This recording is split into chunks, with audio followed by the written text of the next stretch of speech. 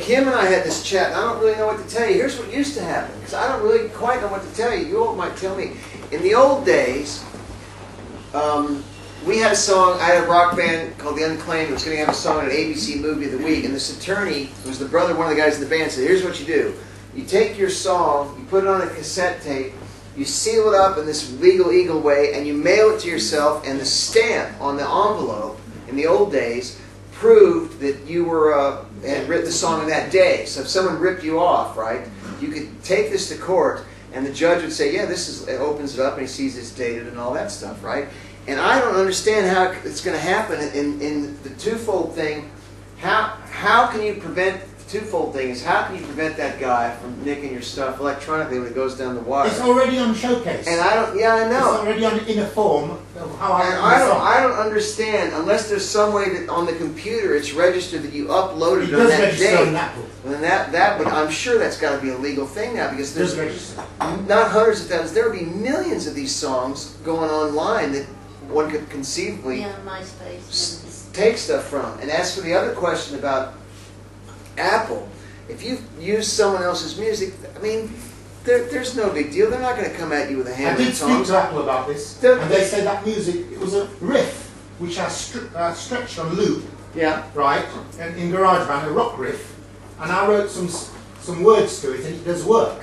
And I spoke to Apple, I said, look, I've written a song to this thing, and they listened to it at the Apple Store, and they said, well, it's available to anybody. Yeah, it's right. Because Rihanna, she's actually used loops from Apple and they made hits with it. Well, I can dig that. And this is kind of what I was going to say. If you take, say, Day Tripper or I Predict a Riot or Like a Virgin and nicked part of the backing and something started to happen, take my word for it.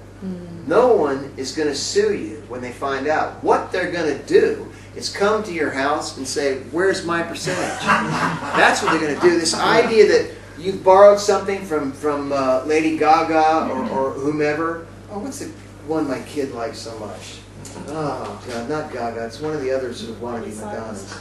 Anyway, Gwen Stefani. If my little girl who writes songs nicked something literally from Gwen Stefani, the idea that her lawyers are going to come down and ruin my family's life. You hear this shit all the time. Oh, we could get sued, man. They're not going to sue you. If something starts to happen and money is generated, they're going to say, we want our piece. Take my word for it. I'm not saying go out and rip off all these artists. I'm just saying this is what's going to happen. They're going to want their piece. Now, prohibitively enough, they might be major league buttholes. And isn't it, I know the Beatles don't want to give away any of their publishing, do a deal, any samples with anybody, but wasn't it the Rolling Stones that had Alan Klein hit up that guy? He took part of the Bittersweet Symphony guy. Didn't they want 100% of the publishing? Yeah. That's your worst case scenario. That they come and say, we want 100% of the publishing that's generated. But no one's going to sue. Didn't they do that on purpose? Because they knew that they'd sell enough, like, because of that, they'd make money off the album anyway, even though Rolling Stones. Yeah. So I saw an interview with Keith Richards saying, it was our stuff, they ripped it off, so we take all the money. And he has a point, but the other point is that guy, that record went around the world, and now there's people that want to hear that band and all that other stuff. So as an artist, I mean, they didn't get the money they feel they should have, but believe me, they're laughing. Yeah. And also, this reflects on you as songwriters as well, because you're thinking, well, I'm not maybe going to be in a band, I just want to write songs, that's why I'm in the basement of this pub. But believe me, it's the same thing as the example you just mentioned. If one of us does this Bittersweet Symphony scenario, believe me, if you've done it once, people will come to you, be the artists or publishing companies, and say, can you do it again? Can we hear some more? What do you got? So don't be scared of this, right? I mean, of course, the Stones took 100%, but the band made out and got their name in all sorts of places all around the world that they've never heard of before. And if it was just you supplying the Bittersweet Symphony song that you borrowed or ripped off, or whatever verb you want to use from the Stones, believe me, once the dust is settled, all sorts of people in the record industry are going to come and say, do you have any more? Can we hear something else? We really like that first one. I mean, it's just one song, wasn't it? So they would have made their royalties off the rest of the album. To be honest, the only reason that Klein went after them so hard is because they weren't generous enough to say in the first place, this is what we've done. Yeah. Klein said that if they'd actually asked in the first place, they wouldn't have done them for 100%. It's only as a way of kicking them up the arse for being naughty boys, not for... And sorry to go back to what Dash says, and So, obviously in my trade I use samples quite a lot, and you have to go into what the rules are on using those samples. I know with GarageBand they're just there and you can use them and do whatever you want. Certain sample companies will say you can't use them in library music, you can only use them under certain situations. So if you're going to use samples and loops and things, you have to really get into, if you bought them off the shelf, you have to really go into their terms and conditions as to what you can and can't do with them. And then you won't get screwed. I mean, yeah, I can't emphasize enough. I've had so many people say, oh, we could get sued. No one's going to sue you. If you can generate what's called generating a revenue stream, they're going to kiss your butt. That's all there is to it. They'll take a percentage. No one's going to sue you. Robbie Williams took the riff from James Bond. Yeah, first time I heard that. He was sued for about $4 million or something, but he made so much on that #1 hit. He would only have been sued, as the gentleman says there, if he didn't get it together up front. It's better to go to them up front and say, we're taking this.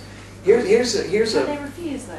They can. Oh yeah, of course they can refuse. They can refuse, in which case what I would tell you is this. I know someone that writes TV themes, and they literally are told, we want something that sounds like The Great Escape theme, but it's not. That was one of the, what do you call it? That was one of the briefs. We want something that sounds, so there's 12 notes on the Western scale.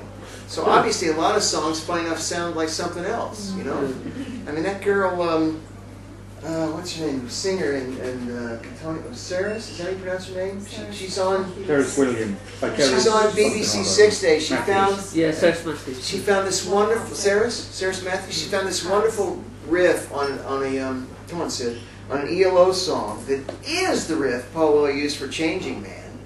There was also on a riff even before ELO on that song Something in the Air by Thunderclap Newman. She played them all, and it's the same riff. I mean, it's not sort of the same riff, but kind of the same riff. It's the same riff, same key, same spaces between the notes.